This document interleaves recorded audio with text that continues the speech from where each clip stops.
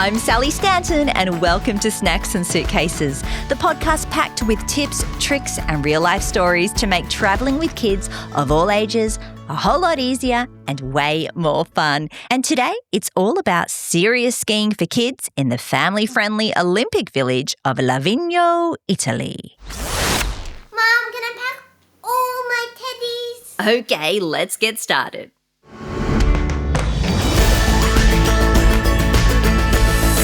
Livigno is a stunning alpine village in the Italian Alps near the Swiss border and just played host to the on-snow events at the most recent Winter Olympics. But if it's not on your family's ski radar right now, it should be. Livigno is known for its hero snow, short lift lines, super family-friendly vibe, and it's a duty-free shopping haven. Yes, the whole town is duty-free. Joining me is Jono Brauer, a true powerhouse in the snow industry.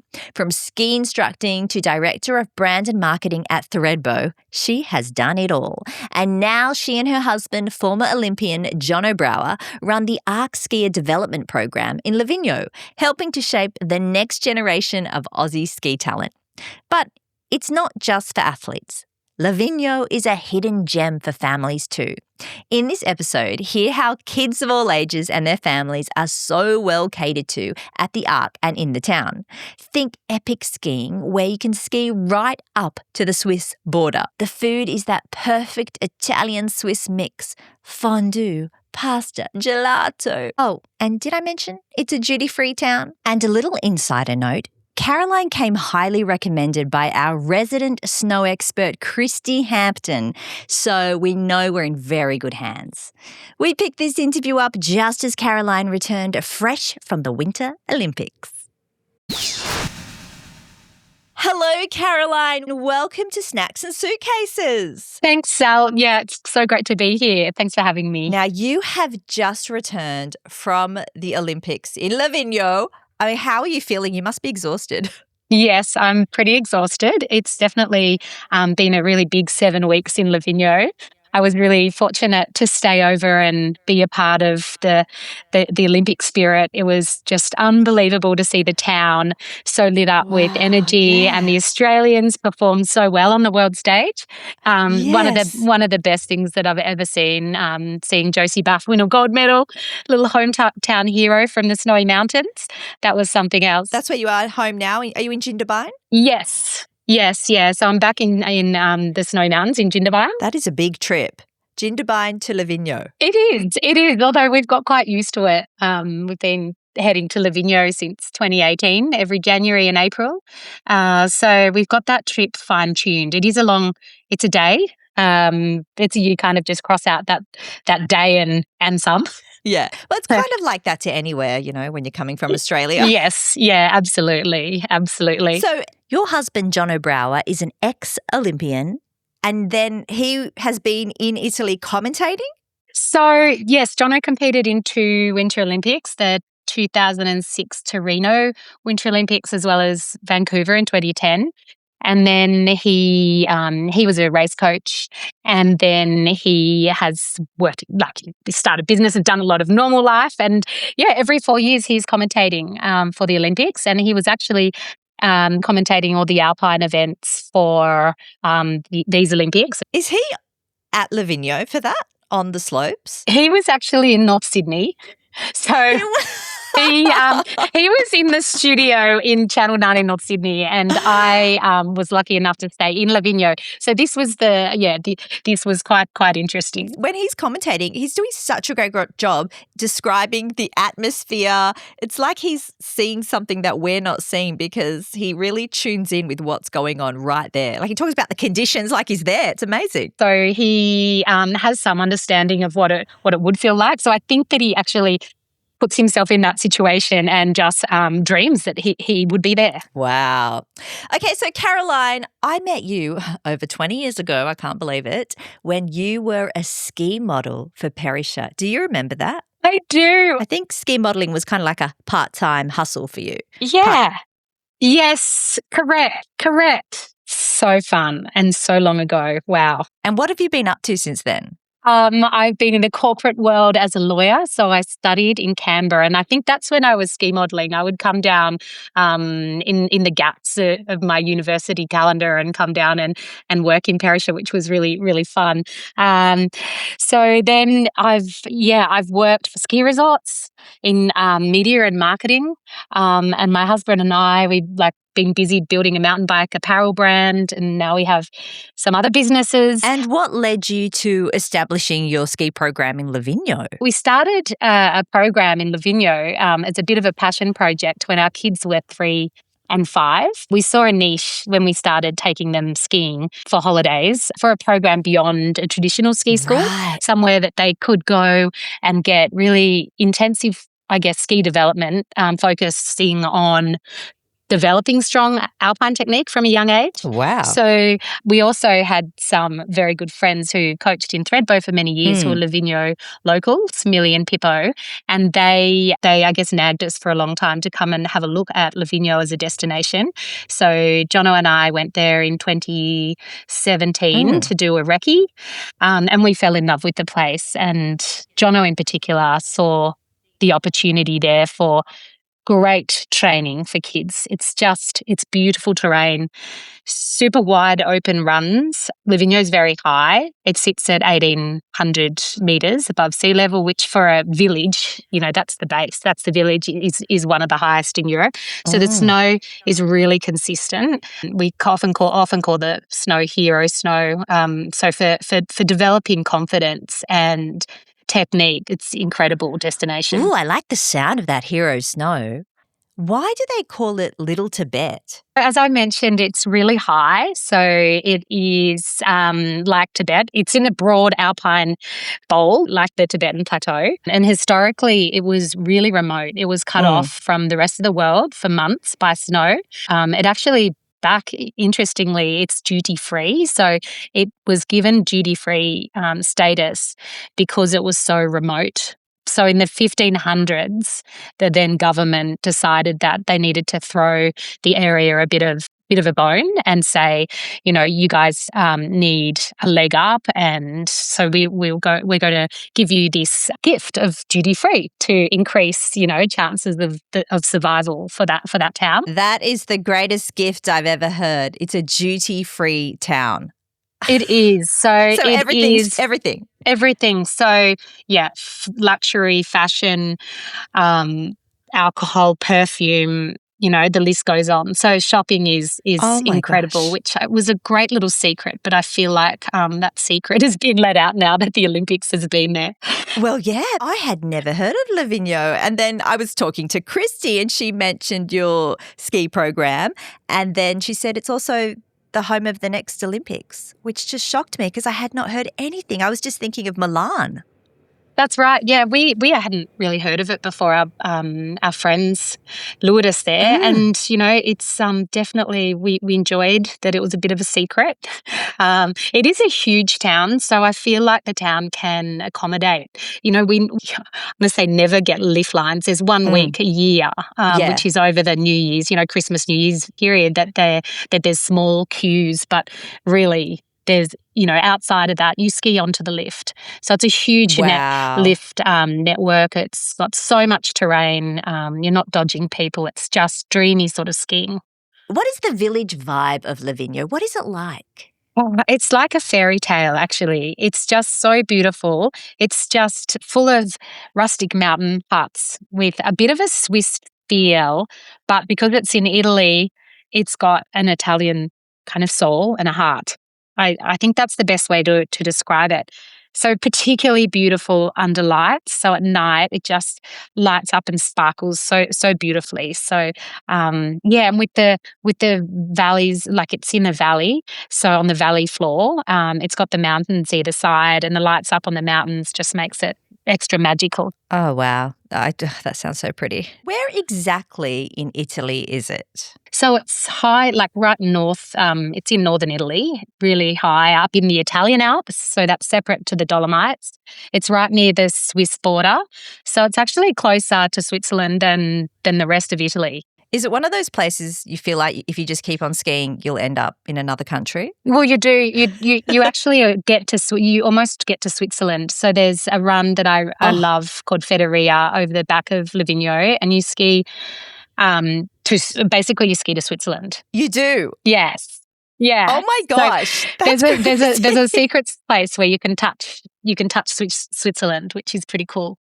Oh, that's awesome. What an experience. Years and years ago, I skied in, I have to say it in the Italian accent, Bardonecchia. Oh, you do a good Italian accent. It just sounds way better than Bardonecchia. I just love saying that word. I snowboarded actually there, and I felt like I was off on my way to France or something because I was on the world's longest T-bar. It just kept going and going, and then like I got to the top of the mountain and it had like a whole new village. There were dogs running around. It was crazy. Yeah. Beautiful. So pretty. So good. Yeah. You did say it's quite remote. How do you get there? Yeah. So, I mean, since I think it was in the 1960s or 70s, there was a tunnel put in. The Swiss actually funded it because they wanted access into Italy, which means that access from Switzerland is quite easy now. So there's a tunnel, a one-way tunnel that you can enter Livigno. Okay, yep. And then the other way, so you can fly into Zurich and then it's like a 3 or 4 hour drive. Mm-hmm. Alternatively, you can fly into Milan, which a lot of people do, and that's about a 4 hour trip. And there's a variety of, public transport options, buses or shuttles from Milan or Malpensa Airport. Tell me about this motorail. I've heard about a motorail where you get your car on a train track. It sounds wild. Yes, so that's in Switzerland. So once you exit Livigno into Switzerland via the tunnel, which is an experience in itself because it's this very narrow one, like it can only fit. It just fits a bus. Oh. It's incredible.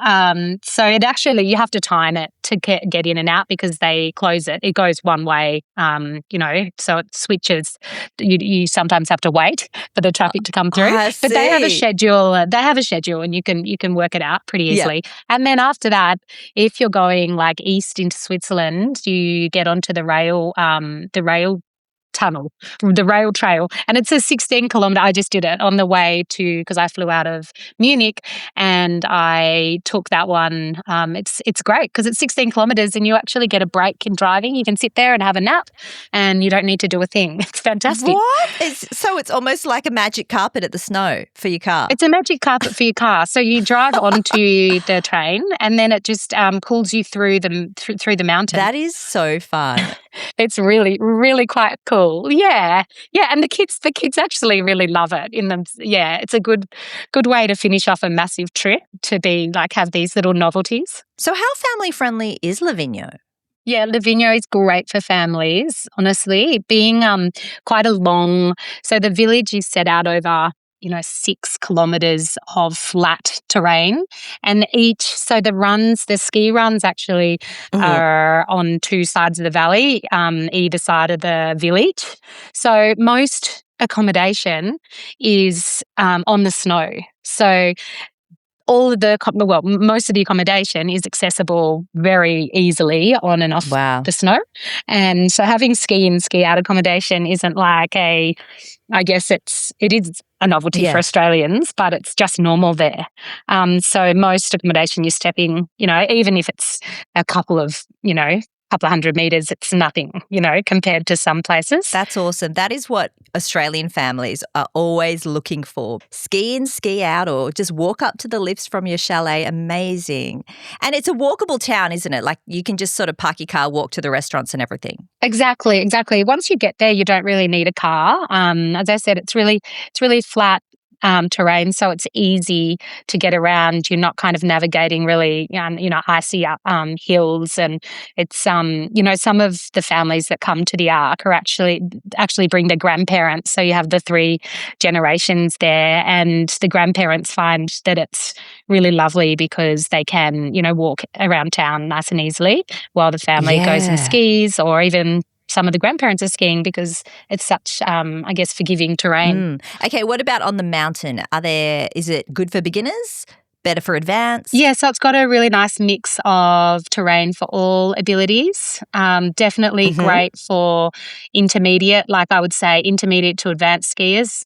Amazing. So just picture just wide open runs, not a huge amount of tree skiing. There is some, you just have to know where to go. So if you're an off-piste skier, it's okay. Particularly, I mean, this last couple of weeks has been incredible because of the snowfall. Yeah. But definitely. Has this been one of the best seasons or something? I just keep reading about it. It's been actually really, really lean up until now. So December was one of the slowest starts that they had. And then so they were actually just snowmaking day and night to make sure that the Olympics was going to be fine. So yeah, were they really? Yeah, and then they did a good they job. Actually then. really did. So I mean, the base itself before the Olympics and before it started really snowing was incredible. And then this snow that just keeps coming now means that it's a really solid season from here on in. Yeah. While the Olympics are on, the resort remains open, right? Everyone can just continue skiing. Yes, like we had the best skiing during the Olympics that I've ever had in Livigno because there was absolutely no one on the mountain. I mean, the village was heaving, was really busy, but most people were there to either spectate, work or compete in the Olympics. So it wasn't like I knew a lot of people from Australia who came over for the Olympics and they weren't there to ski. They were there to spectate or compete or to work. So, yeah, we had the best skiing. And I think that's a hack. We were at the Vancouver 2010 Olympics watching Jono and the snow conditions, again, was amazing. And we just skied and skied and skied onto the lifts without a queue. So it's a bit of a hack, the Olympics hack. Yeah. Wait, where are the next Winter Olympics? Shh, don't tell anyone. Start planning now. Yes, exactly. Not another European Olympics. It's in France. Oh, it is too. In the French Alps. Oh, so you don't have far to go then. No, it's great. It's very cool. And how many lifts are there? There's a bit of a mix of lifts. There's 31 lifts, and that's a mixture of, drag lifts, so surface lifts like pommers and T-bars. But then there's gondolas, and then there's 8-person, chair lifts, and then there's the good old quads with the pullover hoods, which is great if it's windy. Definitely worth their weight in gold. But yeah, it's a bit of an eclectic mix of lifts that are gradually, like every year, there's one that's getting updated. There's some very modern gondolas as well. On the Motolino side, where the Olympic snow park is, there's been a huge amount of investment. One family owns that side of the mountain, and they've been investing in their lifting infrastructure. It's getting very modernised quickly. And of course, there's loads of ski school for little kids and beginners. Yes, yeah. So there's a number of ski schools in Livigno. So I remember when we first took our son when he was 4, we put him in the local ski school because the ARC didn't cater for kids that young yet. But we've introduced, actually, with the ARC, we had a lot of siblings that were younger than, the core program kids that needed a solution. So we've got mini ARC for 5 to 7-year-olds now, and they go out from 9 to 1 and then have lunch with the rest of the ARC kids, so they feel part of the community and, they get consistent skiing coaching and actually they ski so much. Those little legs. Wow. Yeah, it's really cool. Yeah. Well, that's what we want. Tire them out. That's right. They sleep well. Let's get into the ARC Skier Development Program. What makes it different? What makes it unique?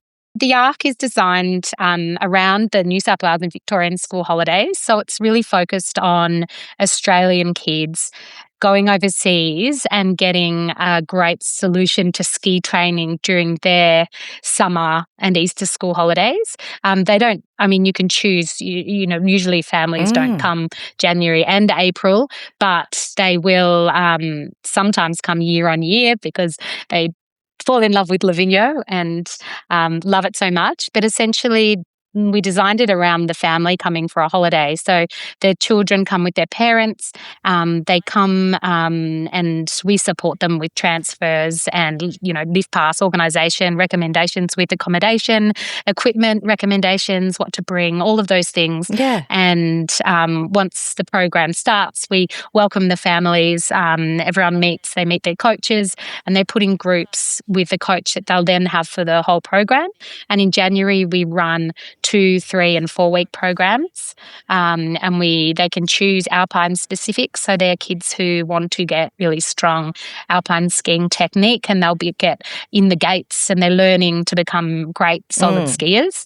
And then there's an all mountain program, which is for kids who still want great alpine technique, because that's the foundation of all skiing, whatever path you go down, even moguls or slope style. If you've been a strong alpine skier as a kid, you're going to have an advantage. So some of those kids who have, been developing their alpine skiing, they say, oh, I want to do the park or whatever, go off jumps. We've got something for those kids as well. And all of our coaches have the highest skiing, coaching accreditation.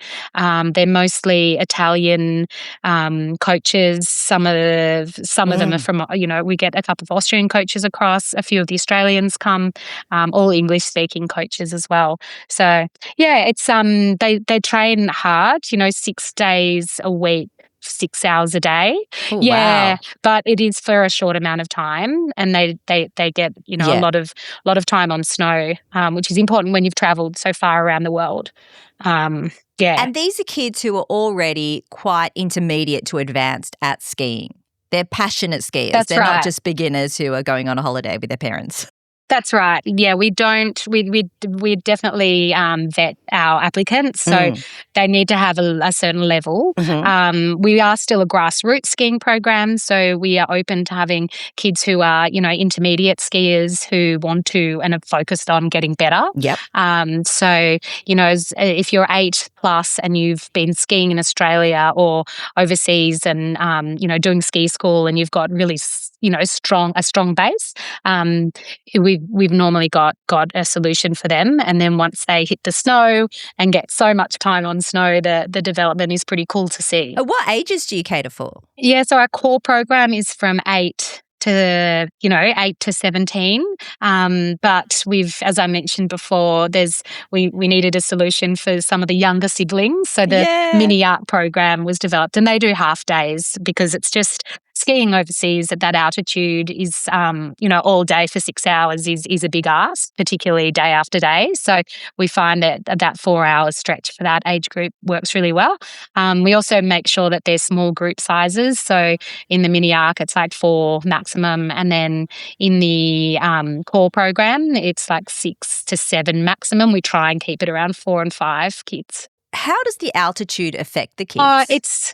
Is there any way to prepare for that? The kids are actually pretty resilient with it. It's probably more the adults that I mean, things hit you harder. Let's just keep it at that. So parents have to be a bit careful when they go and have a few drinks.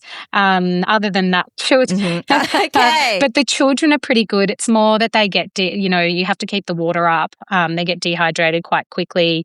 And I think just more tired, like physically fatigued faster, particularly when they've just arrived and they might be suffering some jet lag as well.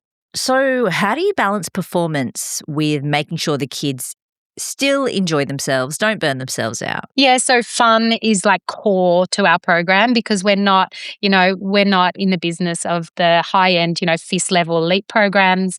It is about forming a passion, like nurturing a passion for snow in the mountains in the children. So all of our coaches are chosen for their, their skiing and coaching accreditation, but also for their outlook and their attitude. And it's all about making sure that it's fun is first and foremost, because it's a long road. And if you do want a career in skiing, in snow sports, it's a long, hard road. Fun, definitely fun. But to sustain it, you have to make sure that you love it. So every day the coaches are, will take some time out of the day to have fun, particularly for the little ones. It's about making a game out of what they're doing and have fun. And if the coaches are seeing that the kids are, getting a bit bored or tired, they change it up. And there's so many things around Livigno, even on the mountain, that they can go and do, like the snow parks. They can go and hit the jumps, or there's these toboggan runs that they can put their skis to the side and get these little sleds and go over these rollers. Oh, and the kids just love it. And I think that's what keeps the energy going throughout the day. And I hear there's a welcoming party and a farewell party too? Yes, yeah. So we do, the welcome event is like a lot of information and meeting the coaches, and the families meet each other. That's really fun. They get all their families get their lift passes, because we organise those for them to take that stress away. Some beanies and hoodies and things like that. And then they start training the next day. And then during the program, we offer some experiences for the parents as well. Tell me about that. So yes, it's another layer to the program, which by popular demand, we've somehow offering a range of experiences. So you can go on day trips to surrounding resorts like St. Moritz. St. Moritz is only 45 minutes away.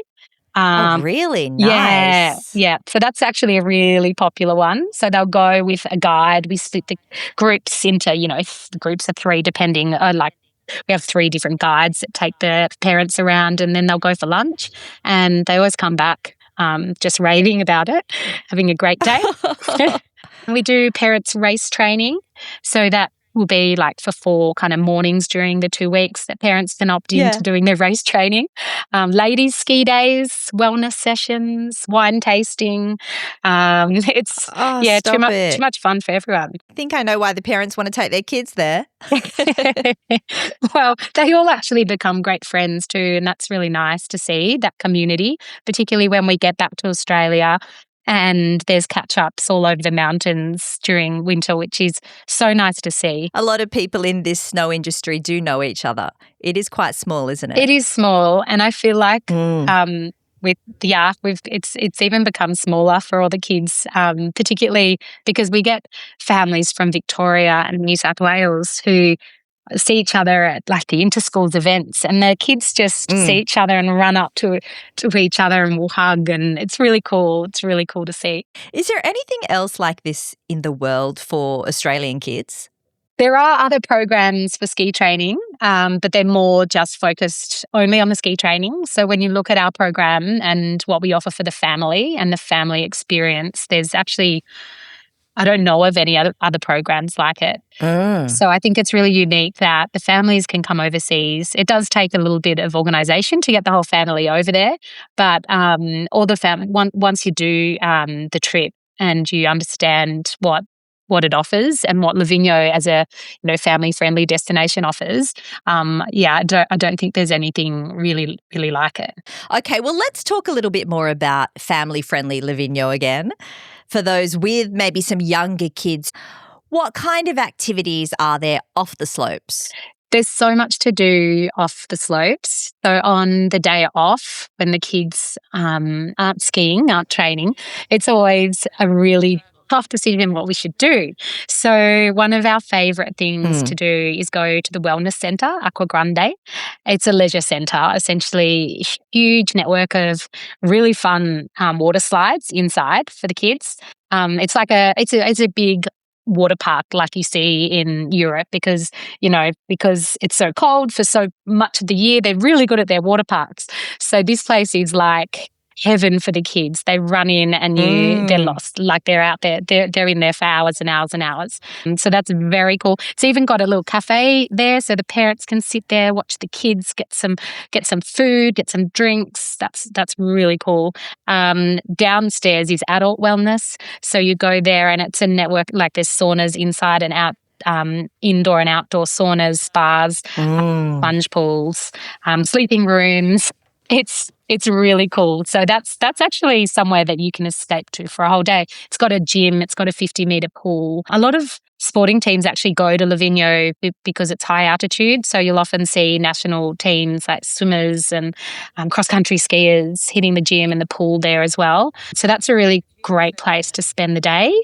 Is that the same place as Spollyland? I did a quick look for babysitting services and Spollyland came up as a place you can drop your kids. And it was from like the ages. I don't know how accurate this is on the website, but it said from 3 to 13. I'm sure some of those older kids don't want to go there, but it was like drop them off for an hour, drop them off for a few hours while you go shopping, you go have a spa. It sounded very attractive for parents. Yeah, so it looks like the Kinder Club in Aqua Grande, which is the wellness centre. So you can actually check them in and out. But that's probably to encourage the parents to go and use the wellness centre, like the underground wellness centre. That must be a new thing that they brought in, which is great because you can have a few hours off. There's also one of the restaurants over in Mortellino, one side of the mountain, is it's an on-mountain restaurant where you ski. You go there and have lunch during your ski day. You can actually check your kids in and out at that restaurant, and they've got it's not in the restaurant, but upstairs they've got a daycare. So you can go and say, I'd just like to drop them off for a couple of hours. And it's such an incredible thing. Oh, yes. What? This is what I wish we had here in Australia, even just in Sydney, in the shopping centre or in the restaurants here, because kids don't like sitting at a table and having a dinner with adults. Boring. That's right. So feed them, send them up to their little daycare where they do, art and craft, and they can play with toys. And even if they're tired on the mountain, you take them out for a couple of hours, and then you take them in there and have your own time for go for a ski with your husband or your friends. It's actually, they do it really well. I guess more people ski in Europe because there's so much snow and so many ski resorts than here. We just don't have those kind of things yet. Even all around the place, I don't know, resorts overseas seem to cater to kids a lot better than we do here in Australia. Little kids. Yeah, I think they've had years of experience, probably a bit longer. It's so ingrained in their culture and their history, their skiing kind of culture. So they do it well. Lots for us to kind of learn and hopefully bring back to the Australian resorts. Yes. I've heard of a restaurant called the Little Wooden Chalet, and they serve something called a bombardino. Oh, so bombardino. You just said it perfectly, Sal. It's I thought I butchered it. It's really unique to the ski fields of northern Italy, and it came about because it was so cold. It's still cold, but back in the day they didn't have the clothes and the apparel that we do, and so the lifties, the farmers that work on the mountain in winter, would absolutely freeze, and they needed a way to keep themselves warm. So this drink was developed, and it's essentially a combination of eggnog. It is like a meal in a drink. It is so strong. Like a protein shake. Like a alcoholic protein shake. So it's hot egg liqueur and brandy, and it's got whipped cream on top with like cinnamon sprinkled over the top. My goodness. It is very strong, very it essentially warms you from inside out. And so so it was developed to keep the community warm. As simple as that. What? Really? Yes. It sounds like a little Christmas present for your taste buds. It is. It's very delicious. Eggnog, cinnamon, a bombardino. I just love the Italian accent. It's beautiful. It's such a great accent. What's it like there? Do a lot of people speak English? Is it easy to get by? Yes, yeah, they do. And they're quite accommodating, particularly I think the Olympics has seen a big jump in that acceptance of speaking English too. But they do appreciate if you try and, at least order your coffee in Italian. They love that, and they won't, they won't laugh at you if you don't say it correctly, or maybe they will a little bit, but they'll do it in a nice Italian way. What about accommodation for families? Can you recommend anywhere? Yeah, there's so much accommodation in Livigno. There's and it's all, as I said, really close to the slopes, as long as you're booking within the Livigno village. There are some other little villages out of town that sometimes, you can get a little bit of a bum steer to on booking.com. So as long as you're booking within Livigno village, there's so many options. So hotel touring is a great one right in the village that a lot of families love. They've got, a kids zone with a slide, and they've got pools and whatnot. That's a really great great one. Hotel Francessen is a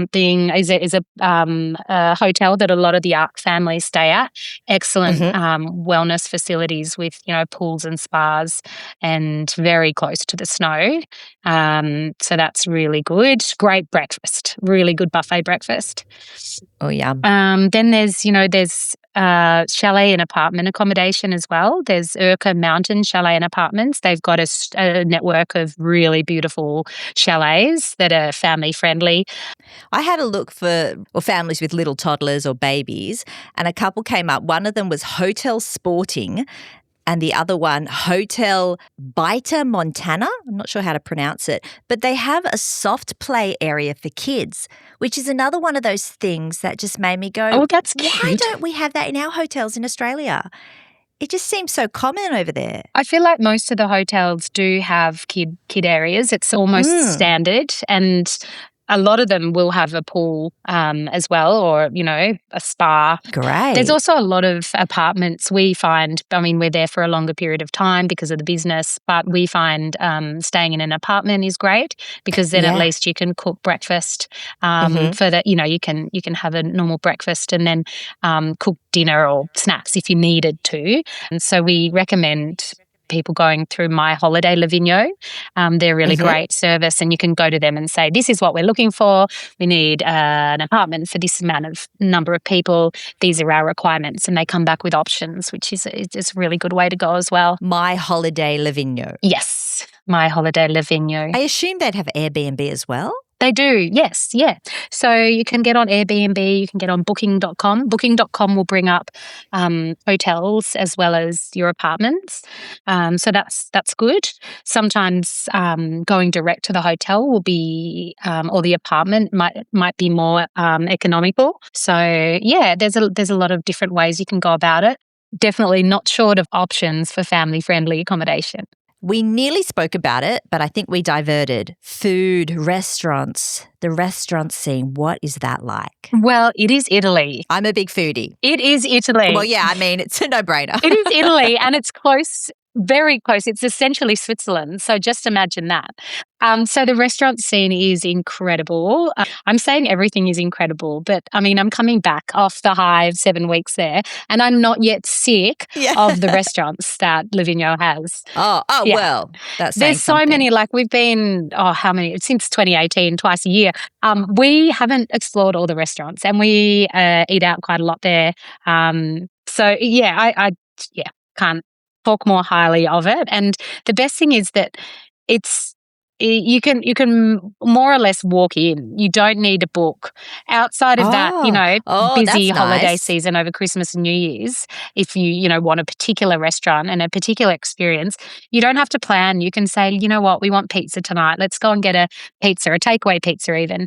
Or you can walk into, a really nice restaurant and more or less get a table. So that's really nice. I find that's a nice part of a holiday. Yeah, that's refreshing to hear because, a lot of Australians go to Japan and you have to pre-book all your restaurants, don't you? Anything you want to do, you've got to get in so early. Yes, yeah, you got to pre-plan for sure. Even during the Olympics, I had friends over there, and I actually booked a string of restaurants with being nervous that we wouldn't be able to get in, but it wasn't the case. Yeah. There's just so many restaurants that it can accommodate the demand, which is great. Oh, nice. I heard there's one you can enter via a slide, and that's for adults, not kids.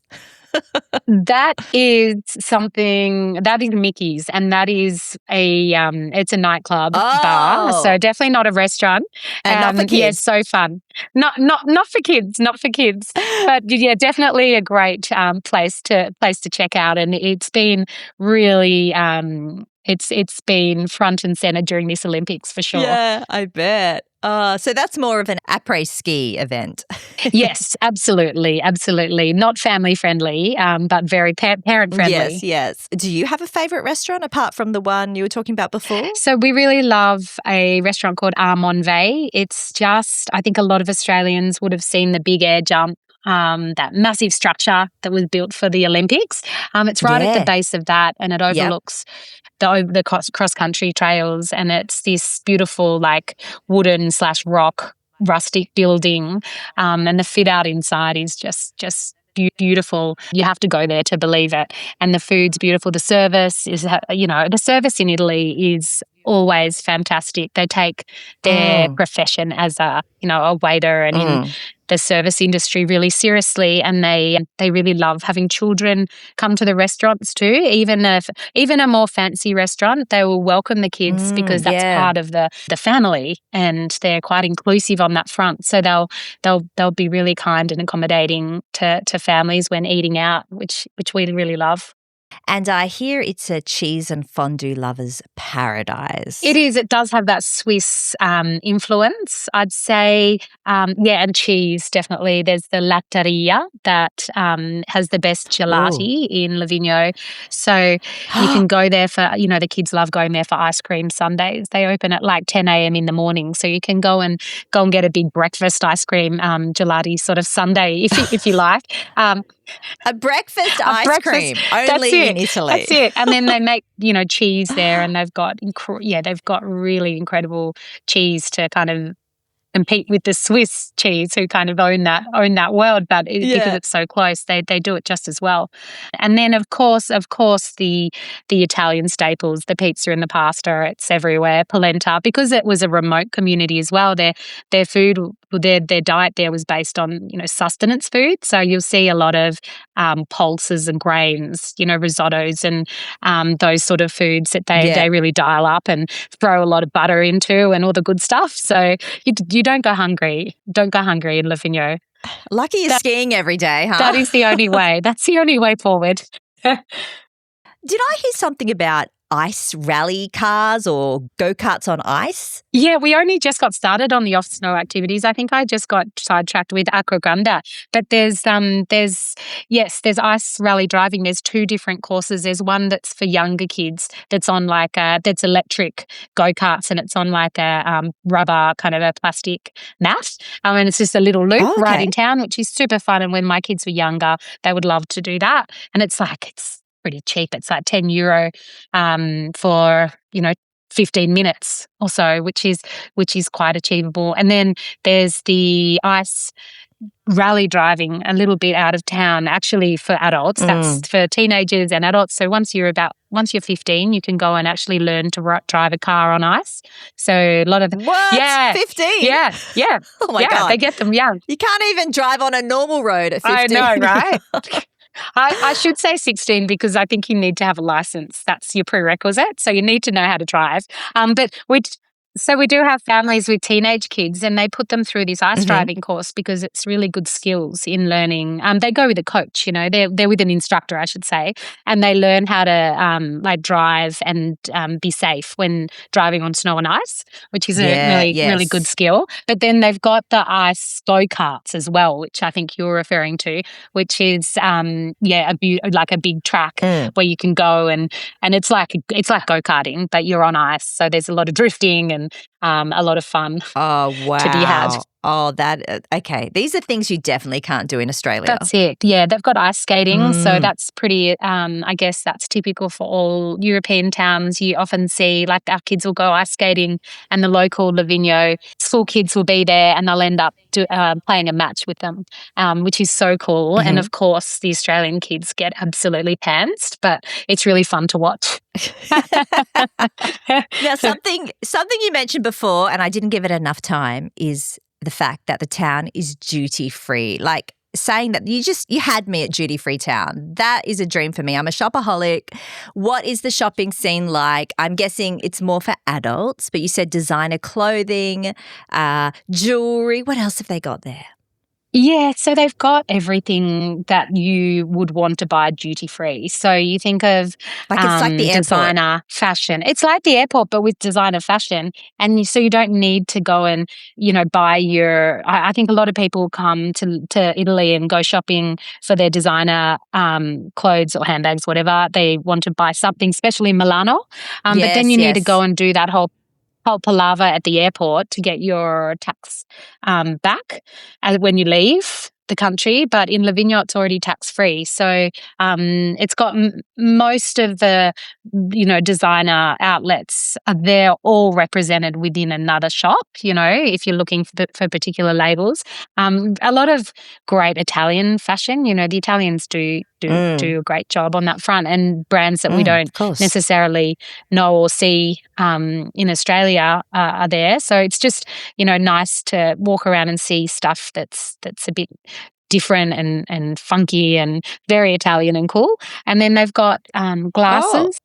Many optometrists, which is odd. Well, I'll need that now. And you can get the coolest fashionable eyewear there. It's incredible. And they'll turn a prescription around in an hour. There you go. Which is pretty cool. Even if you've got an Australian prescription, as long as it's pretty straightforward, you can do that. So there you go.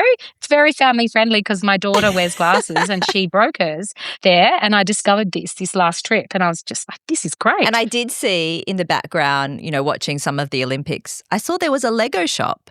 There's a Lego shop. Yeah. Our kids have now outgrown that, but they would love that. And we have a race every year, family fun race as part of the program. And we give the youngest skiers a prize. And we often go into the Lego shop and get them something from there. Cute. Is that duty-free? That's got to be duty-free too. Yes, all of it, tax-free. What about lift prices? How much are they? Lift pass prices are pretty reasonable. I don't know off the top of my head. Okay, actually, I've got here that it's €52. Wow, so yeah, that's about 80 Australian dollars at the moment. Which is pretty good. And for what you get, you can't compare. Under $100. That is extremely affordable. Yeah. A lot cheaper than what it is to ski here. Yeah. And if you're staying for a week or two and you get that multi-day lift pass, it gets cheaper again. That is a bargain lift ticket price for Australians. It makes it very attractive and doable, doesn't it? I'm sure a lot of people heading all the way to Livigno, whether it's for the Arc or not, they'll likely visit other countries, other cities around there. Yeah, that's right. We get a lot of families who might have been somewhere first. They might go to Milan or Rome or Florence and really explore Europe on that front, or another resort. They might be in Austria or Switzerland before they come over to us. It's always good to kind of get rid of the jet lag before the kids are thrown into the program if possible. That's what we recommend. Idea. It's not always possible. So sometimes we do have kids straight off the plane and they get over their jet lag quickly. So Caroline, how would you spend the perfect day out in Livigno with your kids? So the perfect day in Livigno with kids. I would start the day with sunrise skiing. It is absolutely stunning. It's a beautiful experience. You upload on the lift at 7 o'clock? Sounds early, but if you've just arrived from Australia, you have about a week of waking up extremely early. So if you have an activity that you can do early, I recommend it. So you can get on the lift at 7 o'clock and you go up and you just have these beautiful untracked runs for an hour and a half and you can ski. You ski with your family. You don't have to ski with a guide or anything. They just gorgeous. It is. Is this like a pre-booked thing? Yeah, okay. So they don't normally open at 7 a.m. for everybody. No, but they do open at 8. Oh, okay. And what you'll find is most people will start their ski day at about 10 o'clock. So the best time to start the day is early because you're essentially getting fresh tracks and have the mountain to yourself until 10-ish when most people kind of get up and have their coffees and their breakfast and get out, start the day. So anyway, sunrise skiing, you ski for an hour and a half. The mountain is yours and then you go in and you have breakfast on the mountain at a mountain hut. And it's a beautiful buffet breakfast and by then you're starving. So you fill the kids with food and then keep skiing. There's actually, you can ski right over almost to Switzerland. So I would do that. That's so cool. Ski over and show them Switzerland. That's pretty cool. Yeah. And then you can ski down to a restaurant for lunch. By then, you ski for a couple of hours, their little legs will be tired and you ski to a little mountain restaurant called Chip and Chop. Chip and Chop. And it's down Chip and Chop. It's really cute. And the view back over Livigno is just stunning. Oh. And the food is they've got a kids menu. You'll pay probably €8 for a kids meal with a drink. And they, the service is amazing. You'll have a great time. Even just getting there is fun because it's a little trail through the trees, and it's really fun. And then you arrive, and it's a little mountain shack on the side of the mountain, and that's a really fun, family-friendly place to go. And then the kids will be tired by then, so making your way back to your accommodation, have a little break, and then going out to Aqua Grande or the ice go-karts would be really, really fun. Or the other thing is there's snowmobiling. That's another really fun activity. But yeah, there's definitely lots of time in the day for activities. And then by evening, you have dinner and the kids are wrecked. They're going to sleep. Yep. So that would be a perfect day in Livigno. That does sound like a perfect day. And what I love about that, there's not one screen involved. That's exactly right. And that's a really cool thing about getting these kids away during their school holidays and focusing on something so fun. It's pretty cool to see them off screens and actually just, talking and being kids. And it's really cool. Oh, okay, so a couple of last questions here. What should families pack for a ski trip to Livigno? It can get quite cold, so I'd recommend a lot of layers. Layers are your friend when it's cold. So we had a string of -20, kind of -25 days in January. Wow. So that's something to be prepared for. Definitely having those. Of them. Well, we had 4 days in a row. That was pretty cold. So you just have to be prepared and go out with many, many layers on, and even the little heating sachets in your gloves and your boots. Love those. Really important. Yep. But then, I mean, those cold episodes, they last for this was 4 days. We were pretty sick of it by then, but then it'll go down to your -4, -5, -6, which sounds really cold. Don't get me wrong, but it's from -20. Yeah, from -20, that's tropical. That's right. So yeah, definitely packing lots of layers. Other than that, the essentials. You don't necessarily, if you're a family that skis a couple of weeks a year, I'd recommend hiring skis over there. If you've got boots, great. Okay. But there's so many great rental shops. We use a place called Zinnemann Sports, and they're English speaking. They've got all the newest equipment, so you could actually just not even take ski equipment and get hire your skis and your boots over there, and it's fairly reasonable in comparison to some resorts for rental. I think 2 weeks you're looking at a couple of $100 Australian. Right, yeah, that is very good. Yeah. When you take into account that you don't need to travel with all of that luggage, that's a massive benefit. Well, there's more room for your duty-free shopping. Exactly. That's right. Now, where can we find more information about the ARC Ski Development Program? So we've got a website. It's www.thearcski.com. And on that website, we talk about what we offer, the dates, the costs, information about Livigno itself. We've got some accommodation recommendations, how to get to Livigno. If families would like to register or touch base with us, we've got all of that contact information on the website as well. Now it's time for a new segment called Kids Corner. It's where the mini travellers get to ask the questions. Some big, some small, and some a little bit quirky. Hi, Caroline. How do you become good at skiing? That's an excellent question. I think I know the answer, and it's about doing it, like getting out there and practicing and doing lots of it. It's about repetition, trying new things, not being afraid. It's sometimes hard, definitely hard not to be afraid, but yeah. Yeah, because it can be a scary sport. We've seen that at the Olympics. That's right. I think getting instruction, going to ski school or coming into a program like the ARC where you're going to be taught the right way to do it is really important as well. Beg your parents for a snow holiday, guys. That's it. Be really good and be kind to your parents. Where in Livigno can you find the best hot chocolate? Oh, the best hot chocolate. Oh, there's a restaurant on the mountain called Berg Hut, and I definitely recommend the hot chocolate there. Oh, Bird Hut. Berg Hut. Burgerhut. right, Like the Burgerhut. German Burgerhut. Ooh. Yes. And do they do like a little special one for the adults, a spiked hot chocolate? They do. It's actually a cross between the Bombardino that we were speaking about earlier, Sal. Bombardino. And it's got coffee and Bombardino, and it's called a Calamero.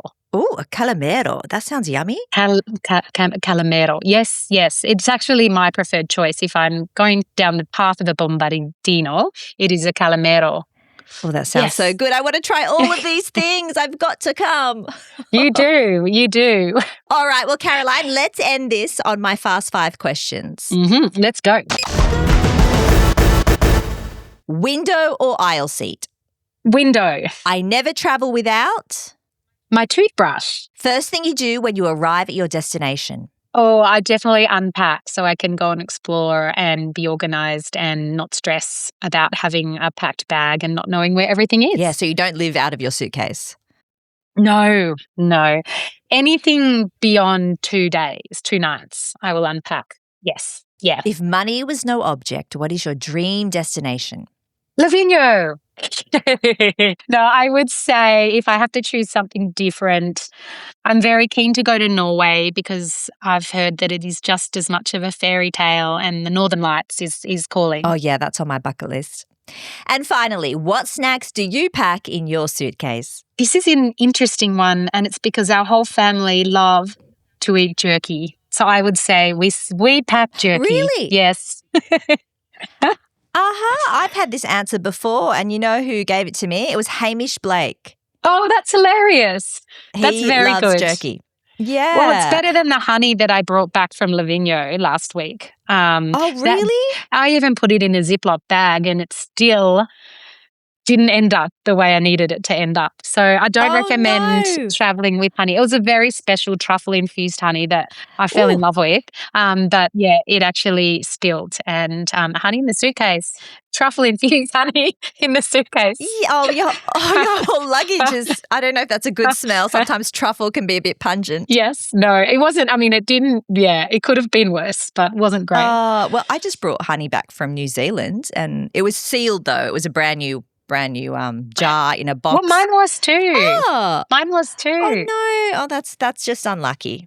Well, thank you so much, Caroline, for joining me. I mean, if you haven't had Livigno on your radar before, I'm pretty sure all the parents out there want to become ski families and head to Europe, head to Italy now. Absolutely. Thanks, Sal. Really appreciated it. And see you in Livigno.